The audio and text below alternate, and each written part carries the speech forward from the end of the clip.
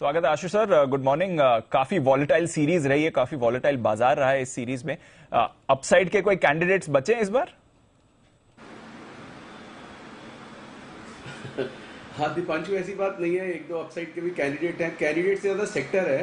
पर उससे पहले दीपांशु, मैं एक चीज अनिल जी को मैं अनिल जी को बोलना चाहता हूँ कि आज ना आपको वो सुबह थोड़ा सा गलत गाइड कर रहे थे। मतलब मेरे हिसाब से उन्होंने बोला कि एग्जाम में जाना हो तो पूरी तैयारी करके जाना चाहिए कि पता नहीं कौन सा सवाल आ जाए। तो अनिल जी, मतलब हमारा तो होता था कि हम आसपास वालों की तैयारी करवा के जाते थे कि पूरा कोर्स लेफ्ट राइट और आगे पीछे वाले कवर करके जाएं, पता नहीं कौन सा आ जाए। तो अपन से तो बहुत थोड़ा सा होता था, बाकी हम अड़ोस पड़ोस को करवाते थे। तो अनिल जी, पूरा कोर्स खुद करना तो बहुत मुश्किल होता है। तो ये दीपांशु को जो आप गाइड कर रहे थे, मैंने कहा मैं अपना एक्सपीरियंस बता दूं उसको जरा। नहीं, ऐसा बात सही है वैसे, लेकिन मैं ऑनेस्टली बताऊं जी सर। हमने जब पढ़ाई की, हमने तो पूरा कोर्स किया था। अच्छा, कुछ ऐसा लगता था कि ये पूरी बुकें तो ये इसीलिए पढ़ने के लिए ना कि तभी तो आप एक नेक्स्ट क्लास के लायक होते हो जी। नहीं तो अगर उसमें से कुछ चीजें नहीं आई तो आप नेक्स्ट क्लास के लायक, और कुछ अगर नहीं आती थी तो बहुत तकलीफ होती थी जी। बाद में समझ में आया कि कम पढ़ने से भी काम हो जाता। आशु जी, कोई आपके जैसा अच्छा दोस्त मिला नहीं उस जमाने में, बहुत मेहनत कर ली इस चक्कर में। Work smart not hard. तो वर्क हार्ड में ज्यादा हो गए, वर्क स्मार्ट में कम हो गए।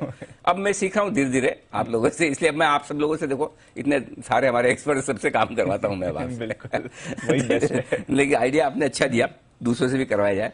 बताएं सर, इस बार एक्सपायरी के अलर्ट्स कहाँ कहाँ आ रहे हैं?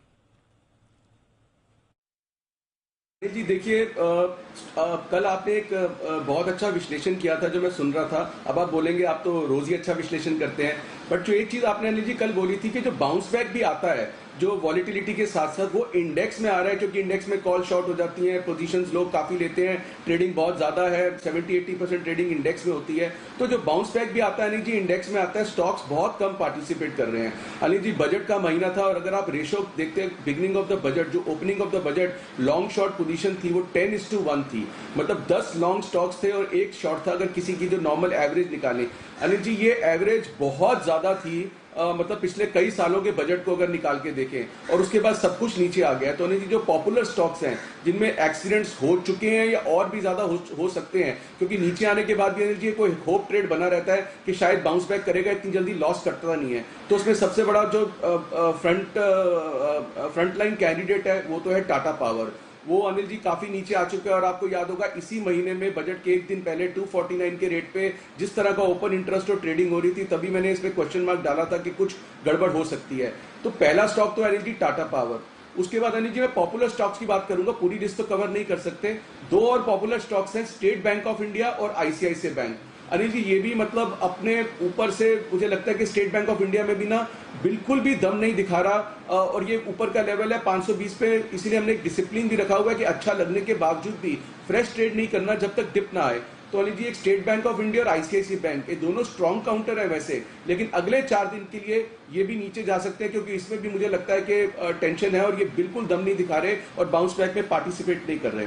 इसके अलावा अनिल जी, टाटा केम और मेटल्स में एनएमडीसी और हिंद कॉपर, ये भी अनिल जी पॉपुलर काउंटर्स हैं। इस एक्सपायरी के थोड़े डिलाइट रहे थे और इनमें भी कुछ भी नहीं हो रहा, और मुझे लगता है कि ऊपर में ये भी ट्रैपिंग हो गई है, और ये भी मतलब नीचे को।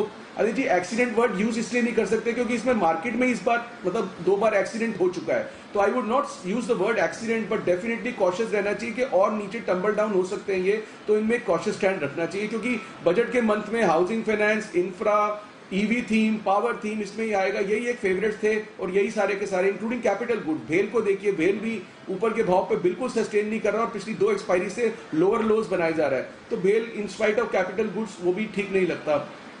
तो और अनिल जी, एक और पॉपुलर स्टॉक जो मुझे लगता है कि यहां से और खराब हो सकता है, मदरसन सुमी, उस पर भी ध्यान देना चाहिए अनिल जी। ये सारे स्टॉक्स हैं, मदरसन सुमी, पहला टाटा पावर, आखिरी मदरसन सुमी, जो मुझे लगता है कि एक्सपायरी के हिसाब से मतलब खराब कर सकते हैं, लोगों के लॉसेस बढ़ा सकते हैं। तो इनमें अलर्ट रखना चाहिए।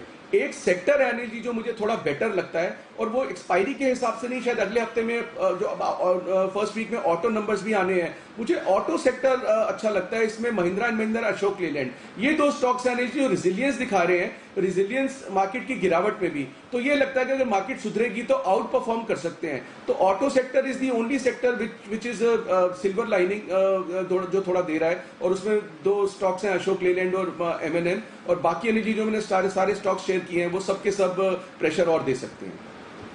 ठीक बात है। तो ये है आपके लिए सारे। अच्छा आशु जी, सारे के सारे लॉन्ग वाले एक्सीडेंट है, कोई शॉर्ट वाला कोई भी नहीं? क्या ऐसा कहीं शॉर्ट कवरिंग आ जाए, ऐसा कोई नहीं दिख रहा है? अनिल जी नहीं अनिल जी, शॉर्ट कवरिंग वाला कोई चीज नहीं। शॉर्ट कवरिंग अगर आएगी तो अनिल जी वो इंडेक्स में दिखती है, और वो भी निफ्टी के अंदर अगर आएगी तो, और बीच बीच में जो आती भी है, जो रिवर्सल आता है। अनिल जी स्टॉक्स में मुझे कोई ऐसा नहीं दिखता। देखिए अनिल जी, अब स्टॉक्स इंडेक्स बढ़ेगा, अगर 200 पॉइंट निफ्टी बढ़ेगा तो ऐसा तो नहीं है कि स्टॉक्स बढ़ेंगे, स्टॉक्स नहीं बढ़ेंगे, बट वो आप ढूंढते रहेंगे कि कौन सा बढ़े। और उसमें जो एक स्टॉक मुझे एक पर्टिकुलर लगता है जो नीचे से बहुत अच्छा रिवर्सल दिया है, जिसमें एक अच्छी शॉर्ट कवरिंग ऑलरेडी आ चुकी हो सकती है, वो है अनिल जी एचडीएफसी। एचडीएफसी ने अनिल जी अभी पिछले दिनों में 2300 रुपए तोड़ दिया था, और जो सबके चार्ट्स पे नेगेटिव दिख गया था कि मतलब एक बहुत बड़ी सपोर्ट तोड़ी है। लेकिन अनिल जी बहुत बड़ी सपोर्ट तोड़ने के बाद एचडीएफसी एक ऐसा स्टॉक है जो विद वेंजियंस 2300 के नीचे से 2400 प्लस पे आके खड़ा हो गया और स्ट्रॉन्ग दिखा रहा है। तो अनिल जी एचडीएफसी और दूसरा रिलायंस, ये दो स्टॉक्स हैं अनिल जी जो बहुत मुझे स्ट्रॉन्ग लगते हैं, जो नीचे से ऊपर के लेवल पे खड़े हैं। और अगर निफ्टी ऊपर गया तो ये दोनों stock Anil ji out perform करेंगे। निफ्टी को ऊपर ले जाने में जो सबसे बड़ा हाथ होगा वो एचडीएफसी और रिलायंस का होगा, क्योंकि नीचे से विद वेंजियंस से ऊपर आए और ऊपर के भाव पे खड़े हो गए हैं और बहुत ही स्ट्रेंथ दिखा रहे हैं। कल भी मार्केट नीचे घटी, परसों भी नीचे घटी, जब आखिरी 2 घंटे आधे घंटे के अंदर 200 पॉइंट निकले, कल भी क्लोजिंग में घटी, लेकिन इन दोनों ने उस गिरावट में पार्टिसिपेट नहीं किया। तो ये दो स्टॉक्स हैं अनिल जी, अब आपने पूछा तो मैं आपसे शेयर जरूर करूंगा, एचडीएफसी एंड रिलायंस। सर मंदी वाले तो हम बिना पूछे आप शेयर कर दो, तेजी वाले हमें पूछना पड़ता है, और पूछने के बाद भी आप शेयर ऐसे कर रहे हो जैसे शेयर करके हमारे को बहुत बड़ा एहसान कर रहे हो। हाँ सर किया, थैंक यू वेरी मच, बिल्कुल किया है। बड़ी मुश्किल है, एंकरिंग का काम आसान है ही नहीं, नहीं बहुत मुश्किल से निकल